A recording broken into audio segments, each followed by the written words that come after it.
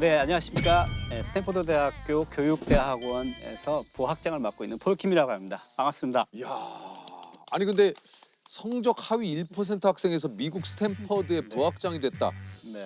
이게 뭐 성적 하위 1%라고 이게 뭐, 하더라도 이게 7살 때인지 뭐 초등학교 예, 1학년 잠깐인지 때인지 뭐 네. 이게 제가 이 초중고 때 계속 하위 1%를 유지했었습니다. 고등학교 때도요? 그럴 리가 없네. 근데 그 하위 1%가 뭐 알고 보니 뭐 고등학교 뭐 시험 봐서 들어가야 되는 데고 막 이런데 아니, 보고 절대 뭐 특목 보고. 그런 거 아니고요. 좀 근처도 못 가봤고요. 저희가 이제 그 당시에 60명이었거든요. 그 한 반에 그쵸, 그쵸. 60명인데 한 명이 조퇴를 했고 그리고 한 명은 이제 아파서 이제 또 아예 나오지 않았어요. 예, 제가 58등을 했어요. 한마디로 뭐 거의 꼴찌였다라는 얘기 아닙니까?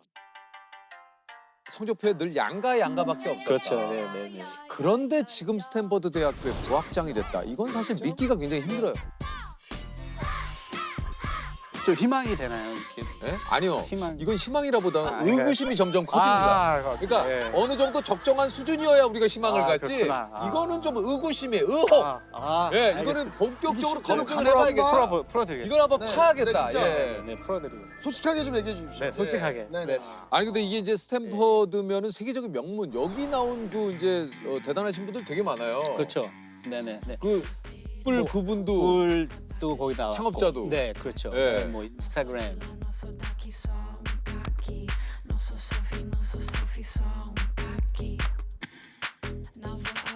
스탠포드를 뭐 졸업했던 뭐 잠깐 다녔던 뭐 이런 사람들이 창업한 기업들이 상당히 많죠.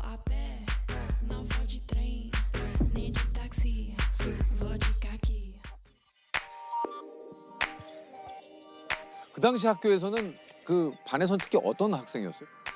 그 교탁이 딱 있으면 그 쫙 제일 뒤 교탁에서 정 가운데 제일 뒤에 앉는 그 학생. 초등학교 1학년 때부터 공부를 너무 못했고 또 하기도 싫었고 한번 공부를 왜 해야 되는지 또 이러니까 그냥 학교 가는 게 너무 싫었어요. 너무 싫어서 가지고 혼자 이렇게 보내는 시간이 상당히 많았어요. 그러니까 호기심이 많고 질문 많은 그런 아이 있잖아요. 이 뭐 테레비가 어떻게 작동할까? 한번 뜯어봐야지. 막 이렇게 뜯어보고 뭐 카메라가 이게 어떻게 찍히는 걸까? 그럼 다 뜯어보고 또 이렇게 뭐 백과사전 보다가 뭐 엑스레이라는 게 있네. 그럼 이거 한번 만들어 볼까? 아, 엑스레이는 고압의 전류가 필요하구나. 고압의 전류를 진공 상태의 어떤 그 관에다가 나왔어. 보이면 엑스레이가 발생한다. 뭐 이런 거 나왔어. 내가 들어가지고. 조셉 학교 시험만 꼴찌지. 그러니까 전체적으로 봐봐. 이게 그게 아니네요. 아, 근데 학교는 너무 싫었어요. 그 공부하는 그 근데 이 정도의 관심도면은 수학이나 예를 들면 과학에 관련된 과목들은 좀 제가 만드는 거는 참 좋아했어요. 그래갖고 발명품 상 뭐 이런 것들은 제가 상을 많이 그런 거는 그런 있지만 것만 받았어요. 학업 네. 성적은 진짜 안 뭐 좋았어요. 영어, 수학, 뭐 국어 뭐 이런 건 전혀 이제 성적이 안 나왔고. 그러니까 뭐 혼나지는 않았는데 저희 아버님께서는 제가 몇 학년인지를 잘 모르셨던 것 같아요. 제가 관심이 별로 이렇게 없으셔가지고 뭐 그냥 뭐 공부를 하든 말든 뭐 그냥 알아서 해라. 뭐 아무도 도와주는 사람 없다. 삼남매인데 제가 막내예요. 그래갖고 이제 저희 누님은 동화책이라든지 이런 책이 이렇게 전집이 있으셨고, 그다음에 형이 바로 밑에서 그 책을 받아서 이제 보시고, 그럼 저까지 왔을 때는 이제 책이 막 뜯어져 있고 앞이 없고 뭐 뒤가 없고 막 그랬어요. 책들이. 그래서 앞이 없는 책을 이렇게 보면 아, 이 스토리는 앞이 이렇게 시작했을 거야. 뭐 뒤가 없는 책은 보면 아, 뒤는 이렇게 끝났을 거야. 가만히 생각해 보면 창의력 교육 아닌가요, 그게? 그렇죠. 어떻게 보면. 그래서 예, 이 뭐, 아버님의 무관심이 천재다 천재. 제 부모님의 무관심이 저를 창의력을 키우는데 상당히 많은 도움을 주셨지 않나 이런 생각을 합니다. 아니 근데 이제 미국에 그러다가 왜 갑자기 가시게 된 거예요? 제가 이제 어렸을 때부터 그 당시에 미국 방송이 좀 나오고 그랬어요. AFK 뭐 이런 네, 것들이 맞아요. 있어서 그런 걸 이렇게 보면서 좀 다른 세상인 것 같다라는 생각도 했고 뭔가 좀 자유롭게 할 수 있는 그런 느낌이 왔어요. 그래서 어떻게 보면 느낌이 난 그냥 미국만 가면 할 수 있을 것 같다라는 생각이 들었어요. 자신감, 네, 왠지 모를. 그래서 이제 미국을 가게 됐는데 뭐 영어가 안 되니까 맥도날드에서 뭐 햄버거를 주문을 하는 게 너무 어렵잖아요. 영어를 어떻게 하면 빨리 늘릴까 이런 고민을 하다가 제가 이제 친구를 많이 만들어야겠다. 어떻게 하면 빨리 단시간에 친구를 빨리 만들 수 있을까를 고민하다가 제가 기숙사 그 정문에다가 프리 비어 하고 방 번호를 딱 적어놨어요. 그랬더니 그 다음부터 제 방문이 그냥 계속 노크를 하면서 맥주가 공짜니까. 맥주 공짜인데 누구냐. 아시아에서 온 쿨 가이가 하나 있는데 거기 가면 걔 진짜 쿨하다. 막 소문이 난 거죠, 학교에서. 그러니까 친구를 막 단시간에 그냥 엄청나게 많이 만들었어요. 그러니까 참 네. 비상하다. 이게 하시네요. 참 비상하지 않아요? 네, 프리비어. 아니 내가 맥주를 좋아하지 않아도 이 친구는 뭘까? 누구지? 무슨 이유로 맥주를 공짜로 준다는 걸까? 궁금하지. 그렇죠. 예. 그래서 친구를 금방 만들었고 그다음에 이제 또 제가 대학교에서 처음으로 들어보고 싶었던 게 음악 수업이에요. 어.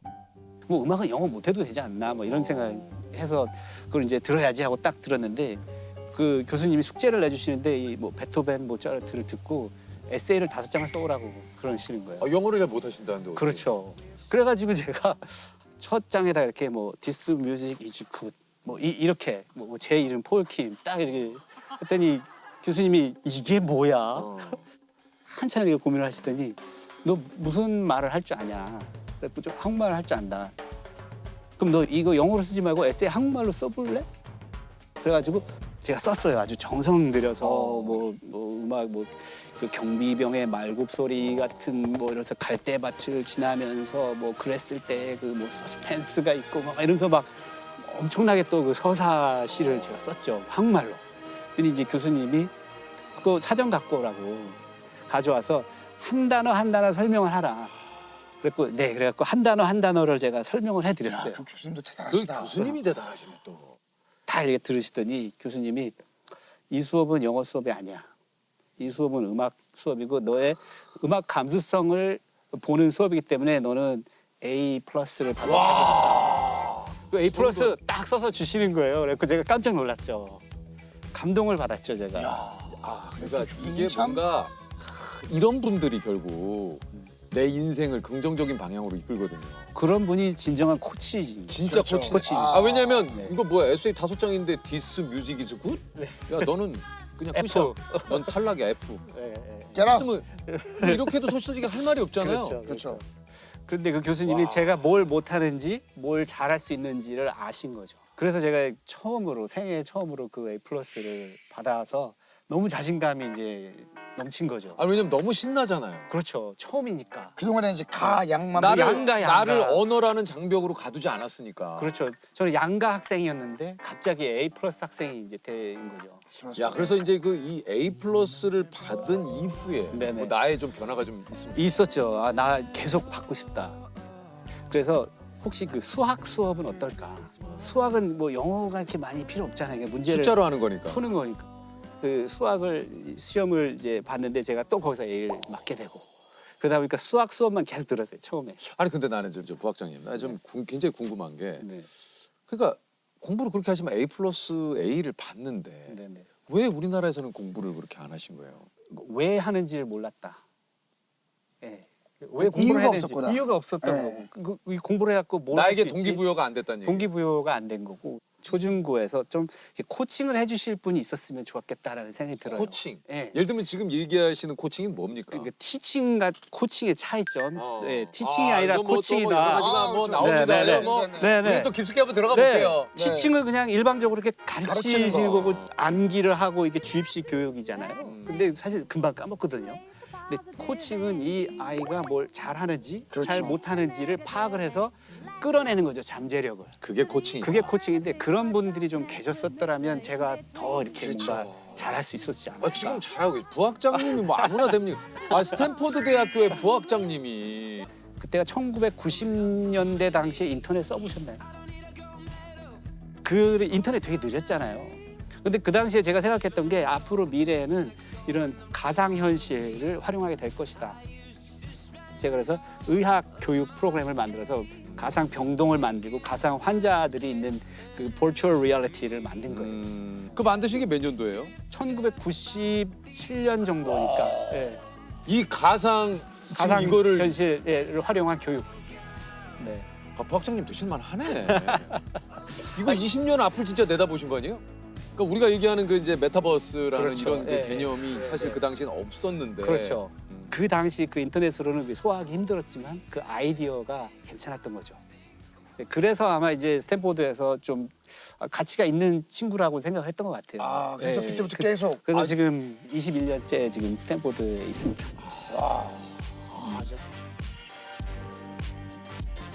아니 근데 그런 얘기 좀 많이 들으실 것 같아요. 저도 이제 왠지 스탠포드 대학교 부학장이시니까 네네. 주변에서도 이제 그 학교 가려면 어떻게 해야 돼요라든가 그런 질문들 많이. 그렇죠. 우리 아이 뭐 스탠포드를 보내려면 그러니까. 네네네. 어떻게 해야 되냐, 뭐 뭘 준비해야 됩니까? 그렇죠. 어떤 공부를 시켜야 됩니까? 이러면 지금부터 참 어떤 걸 준비해야 될까요? 진짜 너무 답답해요. 그럴 때. 뭐 왜냐하면 스탠포드 제가 그 뭐 추천서도 써주기도 하고 학생들 그다음에 또 이렇게 입학 심사도 하기도 하는데 그러면 이게 보면 성적은 다 똑같아요. 아이들 그 성적이 다 똑같아요. 잘하는 분들이 또 지원을 그냥 하니까. 뭐 GPA 다 거의 만점이고 아. 뭐 모든 게 거의 다 만점인. 그러면 뭘 보고 이 선발을 해야 뽑느냐? 이제 그 거기에 또 이제 비밀이 있죠. 비밀이. 자, 오, 야. 60초 후에 아, 자, 그 뭐 비밀 있어요? 뭐 있어요? 공개가 됩니다. 뭐 있어요? 네네네. 자, 스탠포드 현직 네. 부학장님이 얘기하시는 자, 그 비밀. 이제 에세이를 쓰거든요. 자기소개서 이렇게 쓰고 그걸 내는데 거기에 보면 스펙이 있는데 이게 중문안방 스펙인 거죠. 이게 뭐 이렇게 피라미드처럼 이렇게 뭔가의 결정점으로 가는 그런 연결이 돼 있으면 모르겠는데 스펙을 그냥 뭐 쌓기 위한 스펙. 그냥 이것도 그렇죠. 했고 저것도 뭐 했고. 이것 떼고 저것 떼고 뭐 네. 한 거는 많은데 도대체 뭘 하려고 했던 거지, 뭘 준비를 했던 거지를 모르는 상황이 보이면 그 학생은 조금 이제 힘들죠. 그리고 또 하나는 그냥 봉사만 했다, 뭐 여기 했다 이런 것들이 아니라 그거를 왜 하려고 했는지, 그다음에 어떤 준비를 했고 어떤 공부를 했고. 초등학교 한 5학년 때부터 저한테 연락을 하는 아이들이 있어요. 이렇게 보면 아이들이 상당히 유별난 아이들이 많아요. 이미 뭐 자기의 그 단체를 만들어 가지고 그 개발도상국가 아이들을 가르치는 그런 봉사 교육 프로그램을 하는 아이들이 있어요. 벌써요. 초등학교 5학년 때부터 그런 거를 막 관심을 갖는 거예요. 네팔에 있는 어떤 아이를 가르치고 있는데 이런 교육 프로그램에 좀 자문을 좀 해주십시오. 다른 분들이 들어보시면은 아 그거는 뭐 극소수가 아니겠어? 뭐 이렇게 생각을 하시겠죠. 뭐 0.00001%의 아이가 아닐까 하는데 제 자리에 있으면 전 세계에서 그런 아이들이 연락이 와요. 전 세계에서 아주 특이한 아이들.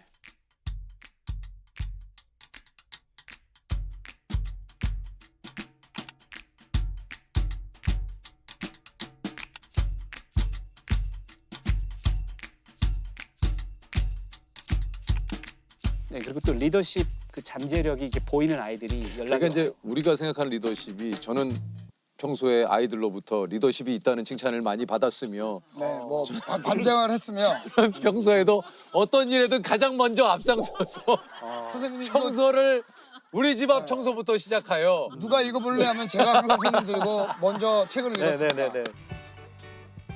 교수님이 전 세계 오지를 다니면서 교육 못 받는 아이들을 또 돕고 어, 계신다고. 네네네. 제가 그 멕시코에 그 집을 지어주러 간 프로젝트에 참여하게 됐어요. 가만히 보니까 아이들이 농장에서 일을 하는 거예요. 그리고 이 아이들이 학교를 안 가는 거예요. 그래서 왜 여기 있는 아이들이 학교를 안 갑니까? 라고 물어봤더니 이 아이들을 위한 학교는 여기 없다. 여기 뭐 학교도 없고 선생님도 없고 그렇다라는 거예요. 그래서 제가 아니 어떻게 그럴 수가 있습니까? 지금 시대가 어떤 시대인데 학교를 못 가다니요. 그래서 모바일 에듀케이션, 그 당시가 2005년이거든요. 근데 아직 그 아이폰이 안 나왔었던 맞아요. 네, 그런 것들이 없었을 때인데 마침 또 한국의 어떤 회사가 그 미술관에 가면 이렇게 QR 코드 찍으면 네. 뭐 이렇게 설명하는 그거 있잖아요. 그 회사가 망한 회사가 있어요. 그 기계들이 남는데 이거 뭐 할 게 있느냐? 아 저를 달라. 그래서 그 기계들을 다 받아가지고 그걸 제가 프로그래밍을 다시 했죠. 그래서 그 글을 읽어주는 프로그램을 거기다 집어넣고 사전을 넣고 또 음악 공부할 수 있는 그런 걸 넣고 해가지고 그걸 가지고 제가 아이들한테 다시 가서 아이들한테 이제 나눠줬죠. 그러면서 내가 멀리서 들은 바에 의하면 너희들이 상당히 똑똑한 아이들이라고 내가 들었다. 이 기기들이 내가 뭔지 모르겠는데 이게 누가 외계인이 두고 간 것 같은데 이걸 한번 나한테 설명해 줄 수 있겠니? 그랬더니 아이들이 그거를 막 이렇게 돌로 이렇게 깨서 막 뜯어보고 또 막 이렇게 바닥에 긁고 막 이러는 거예요. 그래서 이제 저는 그거를 멈추게 하지 않았죠. 그냥 가만히. 야야야 그렇게 하면 안 돼. 그, 야 여기 야야야야야. 야 너 그거 얼마인지 알아 그거? 보통 이게 가만히. 이제 네. 이게 이제 티칭이지. 그렇지, 그렇지. 우리 가르쳐. 야 보는 거야. 근데 이제 제가 그걸 가만히 이렇게 보는데 어떤 여자 아이가 그 버튼이 있잖아요. 그 전원 버튼을 실수로 이제 눌러본 거예요. 그러니까 거기서 막 화면이 나오고 뭐 소리가 나오고 하니까 거기 주위에 있던 아이들이 다 그 여자애한테 가서 야 너 뭐 했어 뭐 했는데 그게 그랬더니 그 아이가 설명을 해준 거야. 야, 여기 대고 이걸 이렇게 누르고 3초 있어봐. 그럼 이게 켜져. 거기 있는 아이들이 다 동시에 그걸 다 킨 거예요. 그럼 서로 이제 막 가르치는 거예요. 그 다음에 한 1시간 정도 지나서 저한테 이걸 갖고 오더니 그 아이가 먼저 이걸 키려면 이걸 누르고 3초를 있고 그다음에 음악을 들으려면 일로 가야 되고 뭐 사전으로 가려면 이렇게 가야 되고 설명을 쫙 해주는 거예요. 저한테. 그래서 와 바로 이거다. 티칭이 아니다. 이거는 티칭이 아니라 코칭이다. 저는 그냥 단지 그 환경만 만들어주고 아이들이 스스로 깨닫고 파악하고 학습하게 하는 거죠. 가르치기 시작하는 순간 아이들은 수동적 아이가 되는 거예요. 그래서 제가 이 방법을 외계인 학습법이라고 제가 명명을 했어요. 그게 이제 개발도상국에서의 그 모바일 러닝의 이제 시초가 되는.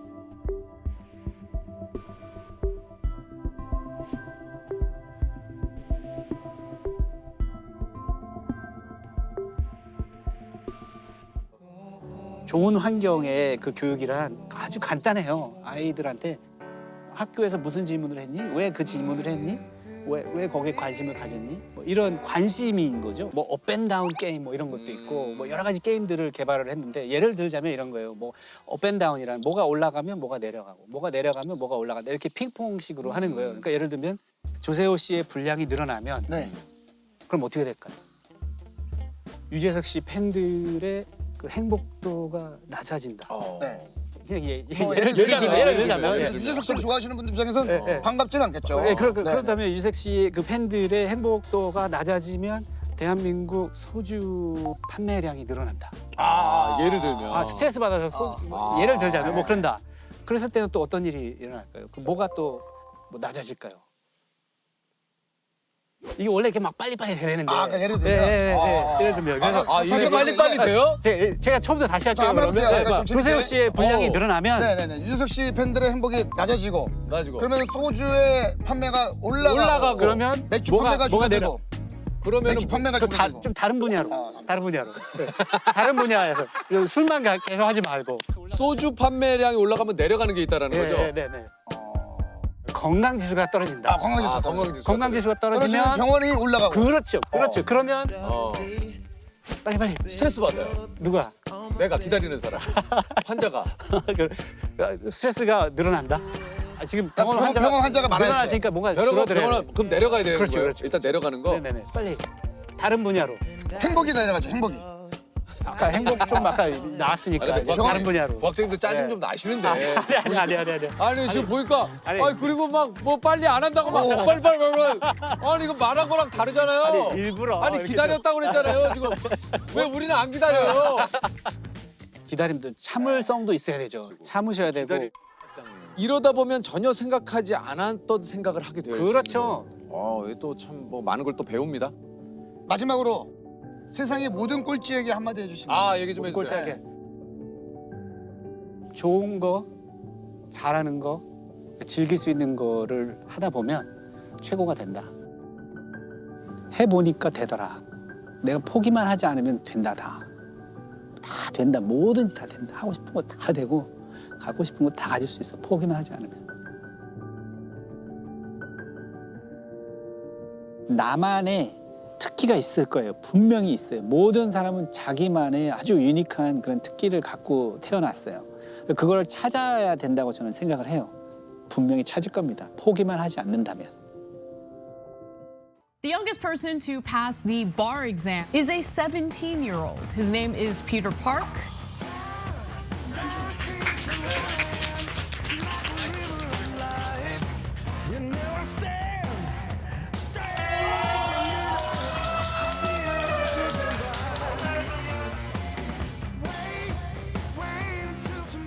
야, 이분 저기 기사를 봤는데 저도요. 이야. 아니 17살에 변호사 시험에 합격을 하고 이게 이야, 대단하시다. 아이고 오셨네. 아이고 안녕하세요. 아이고 검사님. 아이고 안녕하세요. 앉으세요. 앉으십시오. 반갑습니다. 어서 오세요. 자, 일단 제가 소개를 드리겠습니다. 17세 변호사 시험 합격하셨고요. 18세 미국 최연소 검사가 된 한인 청년입니다. 우리 피터박. 예. 안녕하세요.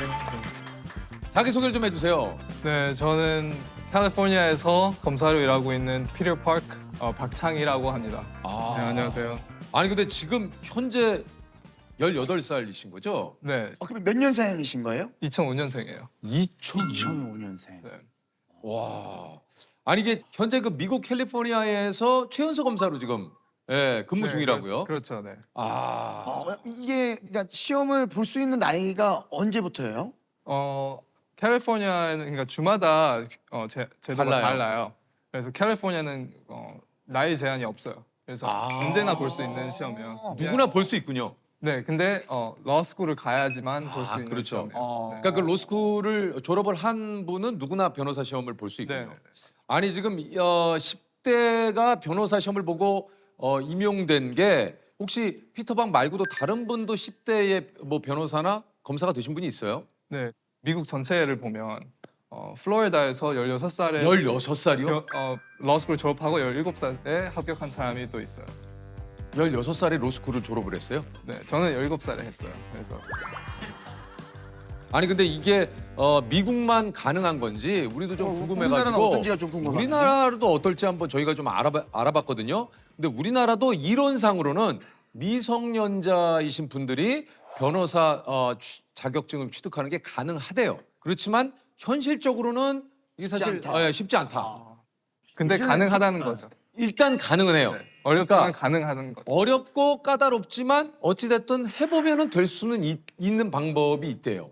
아버님은 실례가 되면 어떤 일을 하십니까? 저는 그 특허법을 공부해서 미국에서 그 미국 특허청에 등록된 변리사로 일하고 있어요. 변리사시구나. 변리사시구나. 이게 저 집안이 다 이렇게 아버님부터 범상치가 않아요. 이게 좀 그 기운이 그죠? 아니 근데 보통 이렇게 또 피터처럼 공부를 또 잘하고 예를 들면 뭐 학업적으로도 뭐 뛰어난 성적을 거둔다면 대학을 가라 할 수도 있는데 로스쿨을 바로 이렇게 보라고 한 이유가 있을까요? 제가 그 질문을 이제 한국처럼 사법 이제 없어졌지만 사법 네. 시험이란 게 미국에도 혹시 있을까 하는 질문이 이렇게 우연히 떠올랐어요. 예. 그래서 이렇게 인터넷 좀 찾아보다 보니까 캘리포니아 주에는 비슷한 제도가 있더라고요. 그래서 대학을 가지 않고 변호사가 되는 방법이 이렇게 따라가면 되는구나. 창희에게 대학을 안 가고 로스쿨에 가서 변호사가 될 수 있는 방법이 있는데 한번 해볼래? 네. 그랬더니 창희가 한번 해보겠다고. 네. 그래서 시작하게 됐죠. 근데 창희 씨는 원래 이런 법조계 쪽으로 나가는 게 꿈이었어요? 아니요, 저는 별로 그러니까 13살일 때 제 아버지가 이렇게 하자고 했는데 13살에 얘기를 하셨어요? 네, 그래서 17살에 이제 변호사 시험을 네, 봤죠. 그러니까 4년 코스라서 아. 네, 13살에는 별로 뭐 어떻게 하고 싶은지 잘 몰랐어요. 뭐 TV에 보면 빌 게이츠 아니면 뭐 스티브 잡스처럼 이렇게 대학 안 가고 뭐 사업해서 성공하는 뭐 이러고 싶은 마음이 좀 있었는데 뭘 하던 뭐 사람들의 도움을 주는 일 하고 뭐 사회에 뭐 좋은 영향을 미치는 이런 일을 하고 싶었던 것 같아요.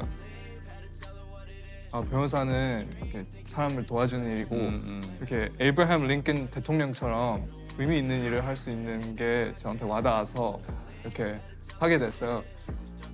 근데 저는 우리 창희 씨 아버님뿐만 아니고 모든 부모님들이 사실 제일 가까이서 그리고 많은 것들을 보고 느끼잖아요. 그러니까 요 변호사 시험을 그냥 우연히 인터넷을 보다가 이런 방법이 있네라고 사실 얘기를 하신 건 아니고 지금 보니까 그 루믹스 큐브를 좋아해서 이제 혼자 연습해서 세계대회를 나가고 혼자서 책도 쓰고 그러니까 나름의 이런 여러 가지를 보시고 고민하신 거죠. 예, 같이 부모님께서 어떤 식으로 하면 아이의 이런 어떤 뭐 가진 여러 가지의 재능과 능력을 살려줄 수 있을까? 어떤 길? 그러니까 방향을 제시하는 입장에서 사실 이렇게 좀 시험을 권유하신 게 아닌가 하는 생각이 드네요. 그죠? 창희는 뭔가 이렇게 자기가 재미있는 주제를 이렇게 찾으면 그걸 이렇게 깊게 파는 모습을 많이 보여서 루비스 큐브도 이제 처음에는 이제 좀 오래 걸리게 이제 푸는데 점점 속도가 빨라지더니 한 10초 뭐 이렇게 풀게 되면서 창희야 그러면 속도를 줄이는 것보다 너가 처음 시작했을 때 어려웠으니까 처음 시작하는 사람들이 쉽게 할 수 있게 책을 써서 설명해주면 어떨까? 네, 그래서 창희가 2년 동안 그 페이지 하나하나를 큐브를 돌려가는 그림을 다 그려서 그래서 책을 냈었어요. 그러니까 레고 아시죠? 레고. 알죠. 그러니까 레고 책 이렇게 보면 이렇게 그림으로 다 있죠. 돼 있잖아요. 그래서 루빅스 큐브를 그림만 보고도 할 수 있게 제가 책을 2년 동안 컴퓨터로 작업을 해서 만든 거예요. 아, 이게 참 대단하네요. 이 방송을 보시면은 이게 참 저희가 느끼는 야, 이게 참 저분은 어떤 분일까라는 생각이 좀 많이 드실 것 같은데 이게 심지어 13살 때 로스쿨 입학을 위해서 대학교 수준의 그러니까 문제를 풀고 이게 좀 힘들진 않았습니까? 러스쿨을 이렇게 가려면 배추럴스 디그리 없으면 클랩 테스트라는 거를 봐야 돼요. 컬리지 레벨 예, 대학 예. 시험을. 그러니까 한 5개를 보면 18학점이 돼서 그거를 봐야 되는데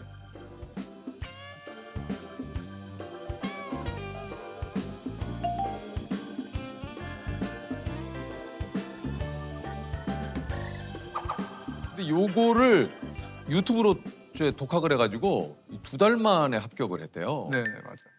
러스쿨 가기 전에 그걸 봐야 돼서 공부를 하는데 처음에는 제가 공부를 어떻게 하는지 몰라서 교과서를 인터넷에 찾아서 제일 처음 서브젝트는 마케팅을 공부했어요. 한 달 동안. 그래서 시험을 봤는데 한 달 공부 안 해도 되겠구나 이렇게 해서 나머지 4과목은 한 일주일 정도 공부하고 시험을 봤어요. 그래서 한 총 2달, 3달 걸려서 제가 이제 러스쿨을 들어가게 된 거예요. 이 정도면 이게 천재 아닙니까? 이게? 아니 그렇게 어려운 시험은 아니었어요. 안 그럴 것 같은데. 이게 아유 참. 아유 조셉 뭐 얘기 좀 해봐요. 뭐 얘기를 못 하겠어. 아니 근데 어쨌든 이게 로스쿨이라는 곳이 이게 입학하는 것도 어렵지만 졸업하기는 더 어렵다 그래요. 와, 근데 거기에 더불어 거기 또 학비가 미국은 비싸지 않습니까? 네. 미국은 학비가 되게 비싸요. 빚이 한 10만 불, 20만 불 이렇게 있는 사람들이 많아요. 그래요. 근데 저는 이렇게 대학을 스킵하고 러스쿨을 온라인으로 인터넷으로 하니까 학비가 총 4년이 한 15,000불 정도 나왔어요. 그래요? 네, 그래서 온라인으로 다녔어요? 네, 그래서 그냥 집에서 혼자 공부한 거예요. 독학으로. 책 보면서. 어디 학원도 안 다녔어요? 네, 컬레스판던스 스터디라고 학교에서는 이제 큰 틀은 가이드는 줍니다. 이제 뭐 숙제도 조금 내주고요. 그리고 중간고사, 기말고사도 보게 하고 하는데 매일매일 얼마나 자기가 공부할지는 자기가 정하는 건데 양이 한 2시간 반 정도는 꼭 4년 동안 해야지 전체 분량이 소화가 돼서 필요는 하루에 2시간만씩 꼭 학교를 다녀와서 2시간 반을 공부를 하고 그런 식으로 했습니다. 그러니까 4년 이렇게 러스쿨 공부했는데 2년을 고등학교 같이 다녔고 그다음에 고등학교를 일찍 졸업해서 나머지 2년을 그냥 집에서 공부를 한 거예요.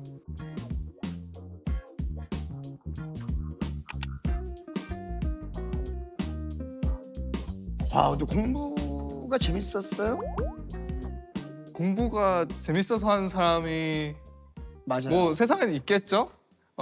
저는 이게 첫 공부 시작한 날이 기억나요. 엄청나게 두꺼운 교과서 케이스북이라고 하는데 이걸 딱 열어서 읽기 시작하는데 한 30페이지, 1000페이지인데 30페이지 정도 읽었는데 9시간이 지나간 거예요. 그리고 머리에 남는 게 없는 거예요. 그래서 이렇게 공부를 어떻게 하는지 좀 찾아봤죠. 그래서 달성한 답이 페이지를 한 1초씩 이렇게 보고 그 다음에 책을 이제 꼼꼼하게 읽는 그런 이렇게 방식을 알게 됐어요. 스키밍이라고 하는데 훑어서 많이 보고 그리고 꼼꼼히도 보고 또 훑어서 많이 보고 그래서 이렇게 공부를 하게 되면 책이 어떻게 생겼는지 그리고 또 구조랑 뭐가 중요한지 이런 걸 다 이렇게 먼저 알고 이제 꼼꼼하게 읽으니까 이해가 더 잘 되고. 네, 이해가 더 잘 돼요. 네. 그래서 이렇게 해서 계속 익숙하게 만드는 거네요. 네, 익숙하게 만든 거죠. 공부를 할 때 저는 계속 반복해서 책을 읽었어요. 책을 읽을 때는 스키밍하고 그리고 꼼꼼히 읽기도 하고 좋은 책을 하나 두고 한 100번 정도 읽었어요. 그래서 시험 날 이 문제가 있을 때 답이 몇 페이지 여기에 있구나 이게 상상이 되게끔 그렇게 많이 읽었고 그리고 객관식 문제 multiple choice question들도 제가 4,000개를 구해서 이렇게 또 반복해서 거의 외울 듯이 해서 한 2만 개 넘게 푼 것 같아요. 요런 그 얘기를 듣다 보면은 또 이제 혹시 이제 자녀를 두신 가정에서는 그런 걸 또 궁금해하시는 분들이 간혹 계세요. 학습 분위기를 집안 분위기에서부터 좀 만든다라는 분들도 계시고 뭐 여러 가지가 있잖아요. 혹시 좀 어떻습니까? 대개는 TV 같은 것도 없을 것 같은 느낌이에요. 그 저희 집이 특별한 게 공부방을 만들었어요. 아. 네, 지금은 이제 피터 그 직장 때문에 저희 가족이 다 지금 이사 왔는데 네, 그 전에 집에서는 공부방을 하려니까 저희 부부가 쓰는 방을 애들한테 내줘야겠더라고요. 그래서 그 애 넷이 한꺼번에 같이 공부할 수 있게 그렇게 꾸며줬더니 서로 이렇게 얘기하면서 물어보고 의논도 하고 질문도 하고 하면서 서로 공부하는 분위기가 조성이 됐더라고요. 그래서 잠자는 공간과 공부하는 공간을 분리해뒀어요. 그리고 둘째, 셋째도 지금 똑같은 길을 걷고 있습니다. 아 진짜요? 네.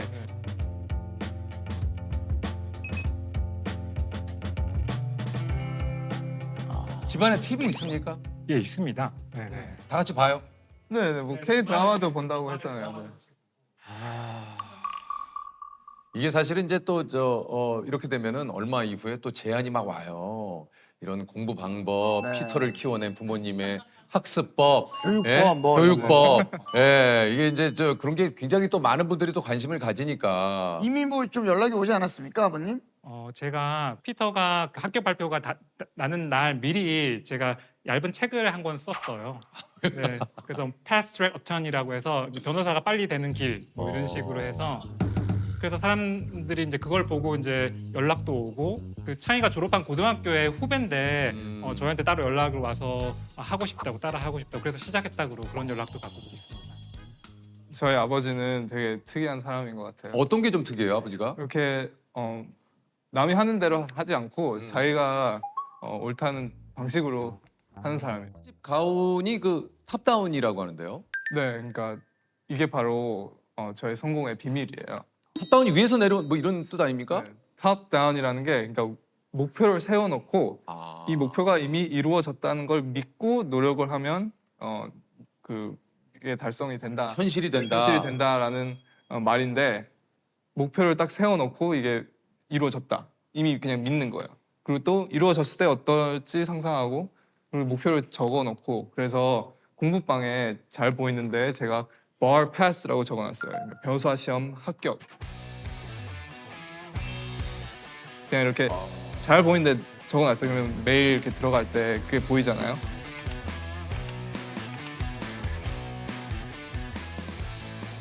그러면 이제 지금 내가 왜 공부하는지도 마인드 셋업이 되는구나. 네, 마인드셋이 되고 변호사 시험 합격한 것 같아요. 그렇게 해서 마인드셋이 된 거예요. 대단하다.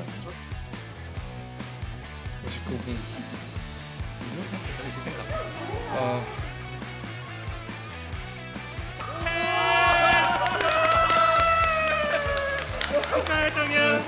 제가 공부할 때 항상 상상하던 모멘트예요. 그러니까 그래요? 가족들이랑 함께 변호사 시험 합격 결과를 딱 보고 기뻐하는 모습을 제가 계속 그냥 상상하면서 공부를 해서 그것을 통해서 또 동기부여가 부여가 되고, 되고. 네, 제가 상상한 대로 그대로 이루어진 거죠. 그러니까 너무 기분이 좋죠. 아 이거 좀 뭐 집안 뭐 파티 좀 했습니까? 합격 파티?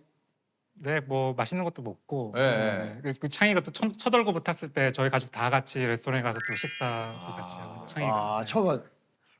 또 그러고 보니까 또 연봉이 좀 궁금해지네요. 아, 네. 연봉은 캘리포니아에서 다 공개를 하지만 제 입으로는 하자면 100K? 100K dollars 10만 달러 1년에 10만 불. 야 이게 10대에 이게 참 뭐 그래도 참 Congratulation. 아, 네, 감사합니다. 네. 이건 검사님이면은 거의 1년 내내 일을 하시는 거죠? 네네. 주 며칠 근무예요? 5일 일해요. 5일이래요. 그리고 8시부터 5시까지. 8 to 5. 네, 8 to 5. 그러면 주말에는 좀 뭐 하면서 쉬어요? 뭐 그 키보드 사업하면서 쉬고 뭐 사업? 무슨 사업을 했어요? 네, 속기 키보드 아세요? 그러니까 예, 알죠. 빨리 치는 네. 법원에서 이렇게 맞아요. 빨리 치는 사람들이 속기사분들 속기사분들 속기사들이 계시죠. 있잖아요. 그 사람들이 쓰는 키보드를 제가 배우고 싶었어요. 알아봤는데 이 키보드가 엄청 비싼 거예요. 그래서 한번 만들어 볼 생각이 있었어요. 이렇게 그냥 제가 더 싸게. 그래서 인터넷에 키보드를 어떻게 만드는지 찾아봐서 제가 키보드를 만들어서 속기 키보드를 이렇게 배운 거예요, 스스로.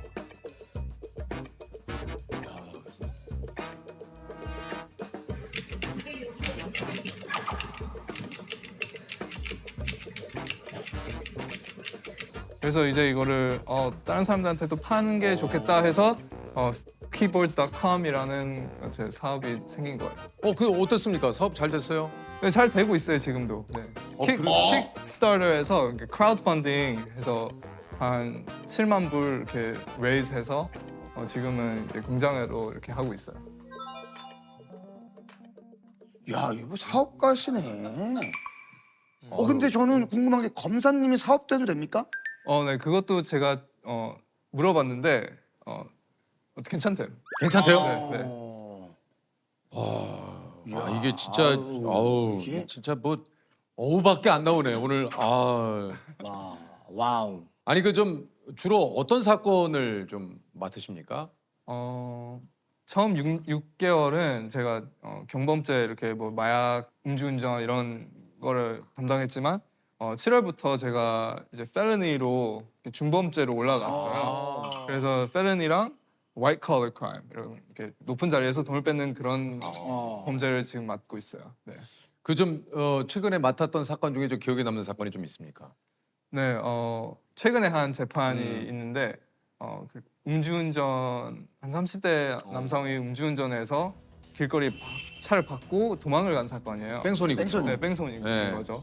증인들이 이 피고인의 여자친구랑 아버지를 해서 거짓말을 할 거를 예상하고 제가 불렀는데 그 당시에 그 사람들이 경찰한테 한 말을 이용을 해서 이 사람이 거짓말하는 거를 증명해서 이 사람을 guilty 하다고 제가 유죄를 받아냈군요. 받았어요.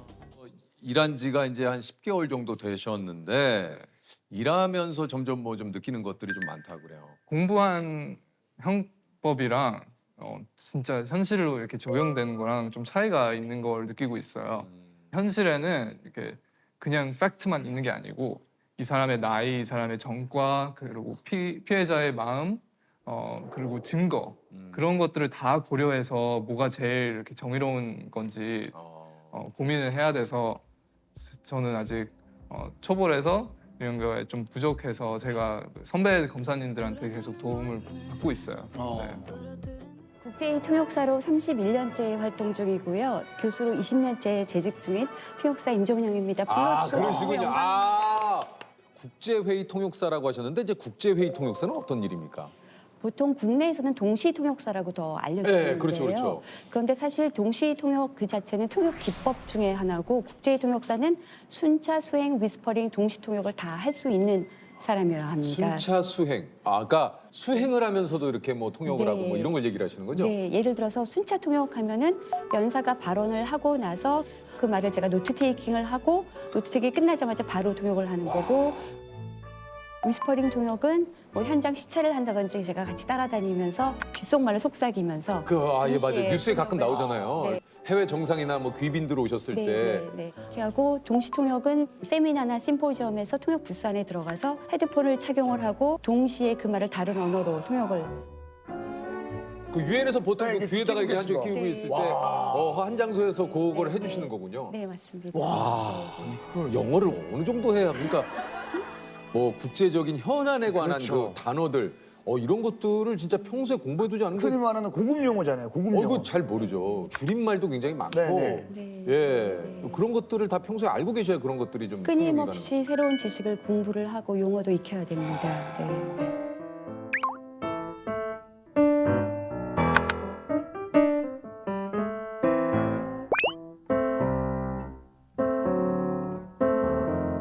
그러면은 혹시 아침에 뭐 영어 뉴스 같은 거 들으시면 다 그냥 바로 아침에 일어나자마자 한국어 뉴스를 항상 듣고 그다음에 신문을 보고 네. 그리고 아리랑 뉴스를 다시 보면서 어떻게 번역을 했는지도 보고 그것도 또 보시고. 네 그리고 이동할 때 뭐 뉴스도 듣고 이렇게. 그 정도 하려면 어느 정도 공부해? 근데 제가 처음에 통대 준비를 할 때 영어 뉴스를 학원에서 처음 들었는데 한마디도 못 알아들었어요. 그래서 네.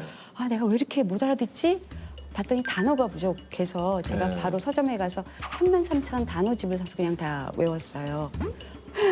33,000 단어. 네. 얼마 만에 오셨어요? 한 몇 달 걸렸던 것 같아요. 33,000. 33,000 단어. 아, 진짜. 통역사 안현모 씨의 사촌 고모세요? 네. 네. 맞아요. 아, 그래요? 그래서 예전에 한번 두 분의 투샷을 제가 어디서 본 것 같기도 하고. 네. 안현모 씨한테도 통역사라는 직업을 추천해 주신 게 우리 저 고모님이시라고. 제 직업이 너무 좋아서 추천을 했습니다. 네. 아, 무엇이 그렇게 좀 좋아서 추천해 주셨는지. 국가 정상이나 혹은 기업 경영진 이런 네. 각 분야의 탁월한 리더분들을 만나면 그분들의 뭐 철학이나 생각 이런 거를 들으면 제가 정말 많이 배우거든요. 그리고 또 어떤 중요한 협상이 성공적으로 타결됐을 때 그 성취감, 어떤 회의에 갔을 때 제가 새로운 지식을 습득하면 지적 호기심이 또 충족이 되기도 하고 그리고 가장 중요한 것은 회의가 끝나고 주최 측에 너무 감사하다면서 또 불러주실 때 그게 정말 좋습니다. 이 통역사 일을 한 번도 후회해 본 적이 없으세요? 없습니다. 네. 아, 단 한 번도? 네. 너무 굉장히 좀 부끄러움도 많으시고. 그러니까. 좀 쑥스러워 하시는데. 긴장이 돼서 두 분 같은 그래서 그런 대단하신 분들 아, 근데 뭐 저희들이야. 네. 뭐 세계적인 뭐 근데 정상분들보다 더 떨려요. 국제회의 통역사협회 가입된 분은 통역사님을 포함해서 국내 딱 12분이라고 하는데 이게 좀 가입이 굉장히 좀 어려운가 봐요.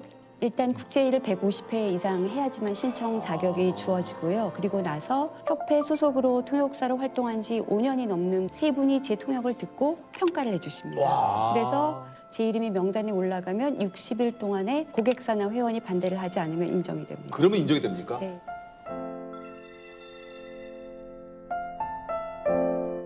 통역사님이 국제회의 통역사이자 우리나라 정부기관 최초의 1호 통역사라고. 아, 네. 1호 통역사가 이게 어떻게 되신 겁니까?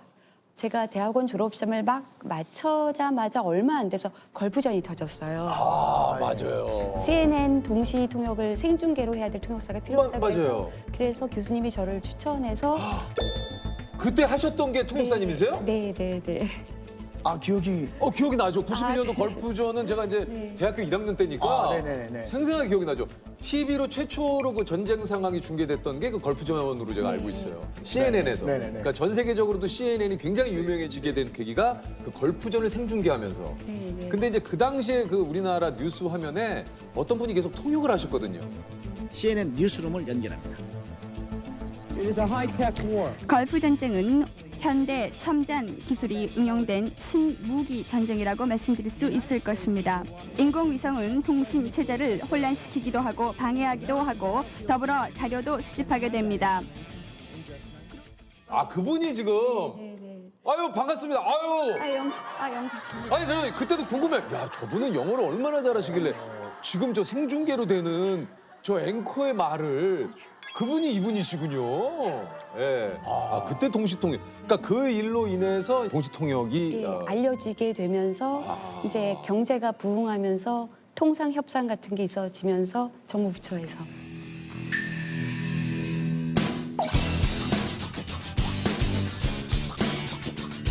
이게 이제 그래서 정부기관 1호 통역사가 되신 거군요. 네, 운이 좋았어요. 이야, 대단하시네요. 네. 정부기관 1호 통역사로 국가 주요 행사에 항상 그 통역사님이 이게 계셨는데 저희가 사실 이름만 들어도 뭐 알만한 분들을 굉장히 많이 통역을 하셨을 것 같아요. 뭐 한국 대통령으로 치면은 노태우, 김대중, 노무현, 박근혜, 그다음에 현재 문재인 대통령님, 미국 대통령은 조지 부시 아버님, 그다음에 아들 오바마, 클린턴, 트럼프까지, 그다음에 총리로 치면 뭐 영국, 호주 총리는 3번, 그다음에 캐나다 총독, 그다음에 왕족은 한 4-5개 국가, 거기서 덴마크 왕세자 부부, 엘리자베스 여왕. 네. 이게 각 그 국가의 최고 자리에 계신 분들이잖아요. 최고의 지도자 분들이고. 이 떨리지 않습니까? 이게 너무 긴장될 것 같은데. 많이 배워요. 특히 이제 제가 뭐 LG그룹, 현대자동차그룹 회장님, 포스코, 삼성그룹 부회장님 이런 분들을 모시면 네. 아 이분이 왜 성공을 했구나 이런 거를 참 많이 배우게 됩니다. 아 그래요? 네. 어떤 것 때문에 좀 그런 걸 느끼시는 거예요? 굉장히 겸허하면서 남의 말을 경청하고 절대로 자기 안주하지 않고. 뭐. 아 그래요? 네, 네. 그 통역하는 상황에서도 뭔가 안주하지 않는 그 모습이 좀 보입니까? 그러니까 뭐 느껴지는 그 느낌들이 좀 있으시다는 얘기죠? 그렇죠. 예, 예, 예. 잭 웰치 회장은 정말 세계적인 경영인데 네, 네, 예, 잭 웰치 회장님. 근데 딱 오셔서 이렇게 90도로 인사하면서 현대그룹 자동차 회장님한테 이렇게 하면서 너무나 겸손하게 경청을 험불. 네, 그러니까 네. 그렇게 큰 기업의 그 네, 수장인데도 불구하고 네, 네. 이렇게 또 공손하고 네, 또 예의를 네. 갖출 땐 예의를 갖추시는 네, 모습에서 네. 그런 것들을 좀 배우시는 거죠. 통역을 하시면서 통역 외로도 좀 신경 쓰실 게 굉장히 많잖아요. 99년도에 엘리자베스 여왕이 한국을 국빈 방문했었을 하셨었죠. 때 제가 3박 4일을 모셨는데 한 일주일 전부터 준비를 하는 게 정말 많았어요. 뭘 준비해야 됩니까? 여왕보다 제가 앞서서 걸으면 안 되고 항상 한두 발자국 뒤로 물러서야 되고 여왕보다 제가 튀면 안 되니까 항상 검은색 어두운 통사분들은 색을 검은색 옷을 이제 네. 무채색 계열 옷을 많이 네. 입으시더라고요. 핸드백을 왼쪽에 드시니까 제가 오른쪽에 서서 여왕보다 제가 키가 크면 안 돼서 단화를 신고 뭐 이런 여러 가지 지켜야 될 게 많았습니다. 아 그래요? 와. 네. 여왕님은 좀 어떠시던가요? 한 3박 4일 동안 좀 계시고. 굉장히 인자하셨어요. 네, 네. 옆집 할머니처럼. 네, 네. 통역이 끝나면 네, 네, 네. 그래도 뭐 한두 마디 정도는 인사를 나누시나요? 그냥 간단하게. 어. 그냥 저희는 사실 보이지 않는 투명 인간 같은 사람이어서요. 저희 존재를 드러내지도 않고 원활하게 의사소통만 해주는 역할이라서. 네. 때로는 또 조금 서운하다 이런 상황은 좀 없습니까? 아니요, 그렇지 않습니다. 않습니까? 네. 제가 초짜 때 모르고 이렇게 악수를 하는데 가운데 딱 섰어요. 그러다가 기자분한테 혼이 났죠. 그 뒤부터는 이제 항상 이제 악수를 할 때는 피해 있고 발언을 시작하면 곧바로 저도 시작하고 드러내지 않고 겸손하게 눈치를 많이 봐야 돼요.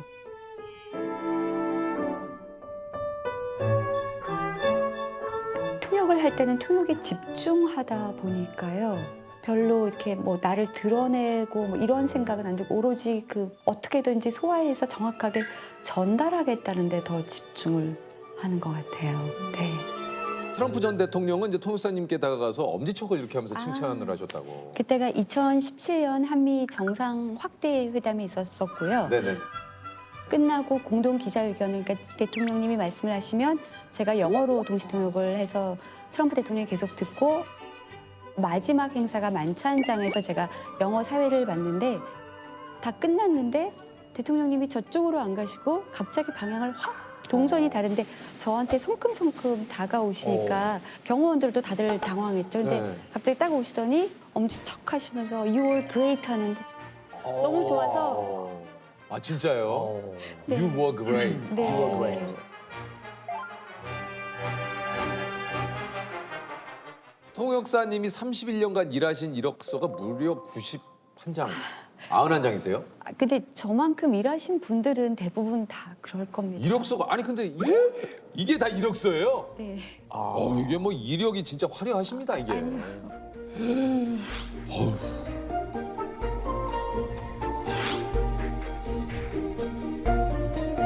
정상회담부터 시작해서 주주총회, 이사회 뭐 다 했습니다. 국어사회, 영어사회, 영어사회, 와 동시통역, 영어사회, 동시통역.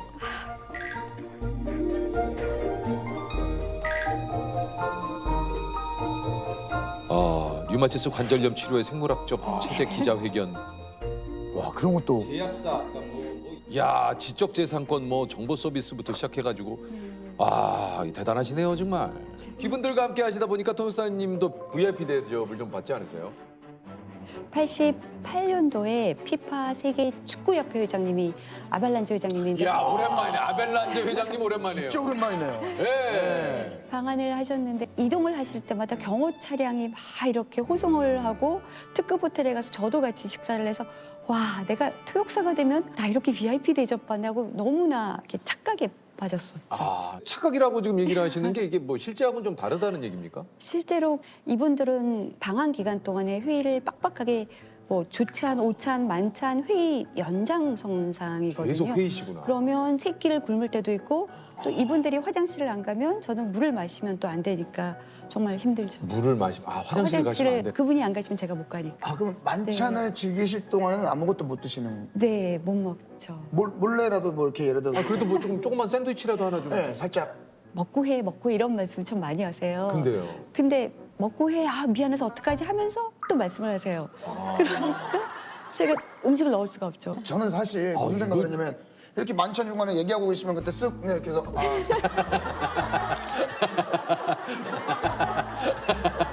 근데 이제 통역을 하셔야 되니까. 계속 말씀을 하시니까요. 네. 그럼 혹시라도 에피소드 없으십니까? 이렇게 아찔한 에피소드. 그냥 배가 너무 고파서 말씀이 안 들리고 음식에 눈이 꽂혔어요. 뭔지 알아요? 생일을 맞은 여왕은 전통 음식 인간 문화재인 조옥화 여사가 마련한 생일상을 대접받고 축배를 들었습니다. 통역사님은 그냥 네. 영어를 좀 언제부터 좀 이렇게 하신 거예요? 저는요, 영어권 유학은 전무이고요. 유학을 안 가셨어요? 네, 아버님이 브라질로 은행에 계실 때 발령을 받아서 3년 8개월 사는 게 전부입니다. 브라질에서 네, 사셨군요. 네, 네. 혹시라도 이제 통역사님이 나오셨기 때문에 어떻게 하면 영어를 잘할 수 있을까 고민하신 분들 굉장히 많을 수 있거든요. 지금 영어를 좀 시작하려면 좀 늦었나요? 통역사님 어떻습니까? 아닙니다. 지금도 할 수 있고요. 제가 저희 서울외대 통역대학원 학생들한테 입학을 하면은 800페이지짜리 책을 한 학기 동안에 3번에 나눠서 시험을 보게 하고 외우게 합니다. 800페이지요? 네. 그렇게 하면 외우고 반복하고 노력하면 불가능은 없다. 혹시 그럼 따님 두 분도 영어를 좀 유학을 갔습니다. 네네, 둘 다. 따님 두 분은 지금 어디 계세요? 하버드가 첫째고 둘째가 버클리 다녔습니다. 네. 근데 사실 공부하라고 강요한 적은 없고요. 저희 집 구조가 TV를 보려고 소파에 딱 누우면 그 정면에 제가 공부하는 책상과 제 모습이 보인대요. 그러면 TV를 보니까 너무 불편해지고 그다음에 이제 밤에 자려고 하는데 이제 저는 새벽에 일어나서 공부하는 스타일이면 엄마가 커피 내리는 소리를 들으면 잠이 확 깨면서 엄마도 공부하는데 나도 해야겠다 이런 생각이 분위기가 그러니까 들었다. 이제 집안분위기가 선순환이 되는 거죠. 내 인생에서 잊지 못할 그날이 있다면 언제일까요? 대학교 4학년 때 이제 미래 진로를 고민을 했었을 때 아버님이 저에게 영문과를 4년 동안 다녔으니까 전공을 살려서 통대 진학을 하면 어떻겠느냐라고 하면서 통대 입시 원서를 사다 주고 그 당시 가장 좋은 영한 한용 사전을 사다 주셨어요. 근데 그걸 보는 순간 그래 나는 통대를 가겠다라고 결심을 해서 여기까지 와서 제 운명을 바꾼 날이 그날인 것 같습니다.